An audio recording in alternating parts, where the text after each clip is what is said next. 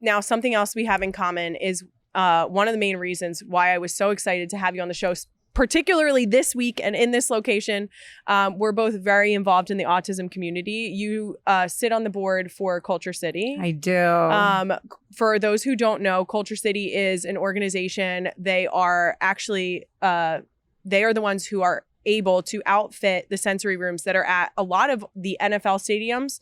A number of other stadiums are also putting them in. What drew you to get involved into KultureCity? But I also have to shout you out before I talk about me, because I look up to you. Oh my God, I got chills right now. I want to cry. You are such an incredible autism advocate. Like, truly, you, the Philadelphia Eagles, the city of Philadelphia being our first sensory inclusive city. Like, I'm going to get emotional, but like, I just want to say thank you, because there is no me without you in this dynamic, because it's people and places like Philly and like yourself that make KultureCity what it is. The owner of the Philadelphia Eagles is incredible. I know he did everything for his brother, right? Mm-hmm. Yeah. But I got involved because my son was diagnosed and I needed help. The irony is, you know, there's so many ironies in my life, but when my son got diagnosed with autism by like 6 doctors, and I know at one point they really did not want to diagnose him because they were scared shitless. Like, if we get this wrong, this girl's all over television, and, you know, and they got it right, but it's nerve-wracking for everyone. But after I got his diagnosis, I did not know what to do besides he needs ABA. He needs ABA 40 hours a week. He needs speech and OT and all this stuff. And then, even then, I was like still overwhelmed and like, let me get a second opinion and let me fly him to Florida for it. So I fly my son Grayson to Florida, and there was a flight delay on the way back. And we were sitting in TSA, and I did not have pre-check at the time. This was 8 years ago. And he decided to not like that. And he tried to run through TSA. And when I tried to stop him, he ripped my glasses off and broke them. And he like headbutted me. And it was a very emotional and very real moment that I had with him. And through all his diagnosing, nobody explained to me sensory issues and sensory processing. And I had no idea, because he really wasn't on a flight before that he didn't like lines, and he didn't like waiting, and he hated delays. And because he couldn't speak, he couldn't tell me that. So he took his aggression out on me because I was the closest thing to him. And I remember seeing everybody's phones go up and everyone's recording Jwoww with her son, who is throwing a tantrum in the airport. And I just remember crying. And I remember going to I finally get through TSA and I'm bawling, and I have scratches, and my son's crying, and I can't get him in his car seat. And we're having this moment, and I just want to get on the plane or hide. And I'm asking the gate, and the gate's like, there's nothing we can do. Your flight's delayed. And I'm begging. I'm like, as a person, as a mom, please help me. They're like, there's nothing we can do. So I was able to lock myself in a bathroom with him and get him figured out and lock him into his stroller. Like, I was like hog tying him at one point just to calm him down. Right. And we got on the plane and he passed out. And I remember all the looks, and I just, you know, he just got diagnosed. I didn't want to talk about his diagnosis. I was still trying to process that. And I just did this Karen post on my personal Facebook, just fucking going off on the whole situation. And my girlfriend, her husband, Tiki Barber and Tracy Barber were like, hey, we're part of KultureCity. Let me put a sensory room in your house and give you some sensory tools so when you're flying. And I was like, what's that? I had no idea. And she came over literally 72 hours with KultureCity. They remade a whole bedroom of mine into a sensory room for Grayson. They explained to me his diagnosis in a way that the hospitals didn't, that there are going to be challenges with lights and lines and feeling overwhelming, and that he might need headsets or fidget spinners. And like, the hospitals don't tell you that when they diagnose. Mm-hmm. And I just started crying, and I asked them like, well, what can I do to be a part of like your group. Like I want to help. And yeah, I think that cut to me being on the board for the last 7 years. And my goal now is to make sure airports, TSA agents, and all of the above are not only certified to understand those situations and to de-escalate them, but to create sensory rooms. So if you're a mother like me going through that, you have a safe place, because nothing is worse than when people are taking their cell phones out and doing that. And I talked about that. And the best part of it is nobody sold that video. Nobody posted it online. It didn't see the light of day. It never, and it might still, but no, out of the 20 to 30 people recording, I never saw it. I think that there's something to be said about like it. A lot of situations, people will give grace to kids, right? Because they're kids. Yeah.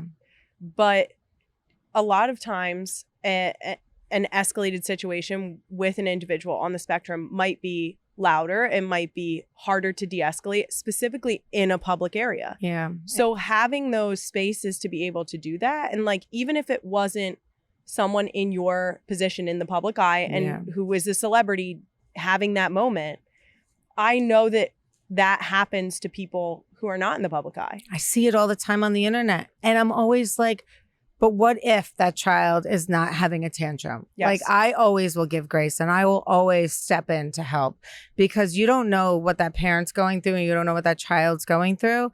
And because I had that moment myself, I look at everything differently. I'll look at every parenting situation differently. And I just feel like through Culture City, I just want to help. Mm-hmm. And I don't want to make you become the next meme or the next viral video. Like I find, we have to start like looking at situations from a broader perspective and not just like, oh, that kid's having a tantrum, let me record it. And like start looking at it like, oh, what if I put my phone down and helped?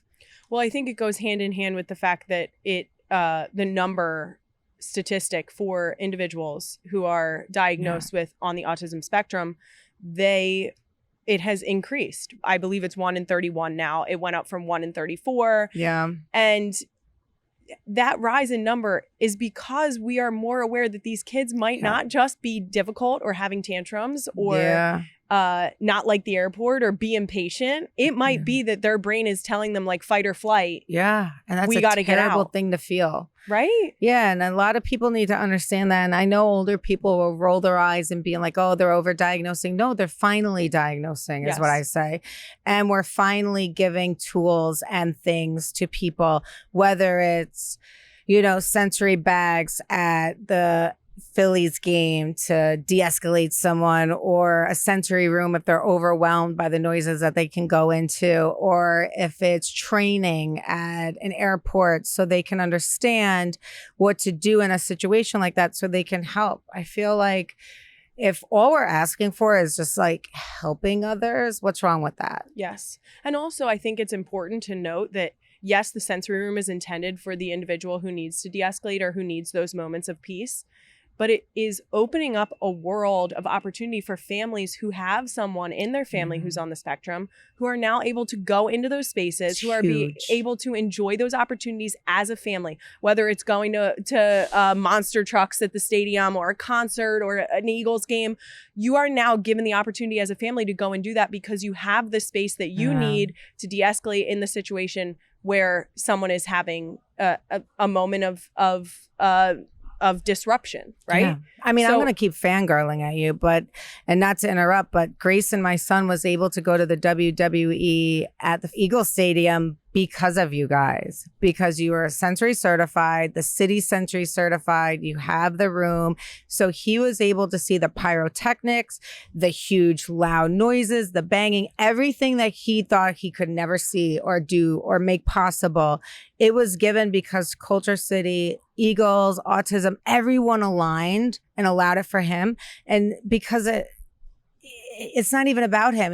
He said, like, Grayson thought it was so cool because he's like, I saw like 25 friends doing the same thing, and we were all hanging out in the room together. That's it. And I'm like, that's what it is. Those are your friends. Those are your people. He should be afforded that opportunity as well. Yes. And I do think that Philly really dedicating themselves to this mission, for Jeffrey to have the vision to create this organization, this foundation, and partner it with the Eagles organization in a way that everyone in that building at the Eagles organization understands the mission and they understand why Jeffrey's passionate about it and why everyone should be passionate about it, because it impacts so many people, so many families. And now people are starting to realize that they have a personal connection that helps them sort of lean in a little bit more. Yeah. It honestly, I'm really proud. I appreciate you giving me props, but it really is like, girl, you're going to make like $1 million tomorrow for your organization. We're going to make that happen. For any parents out there listening who might be growing through this, what advice would you have?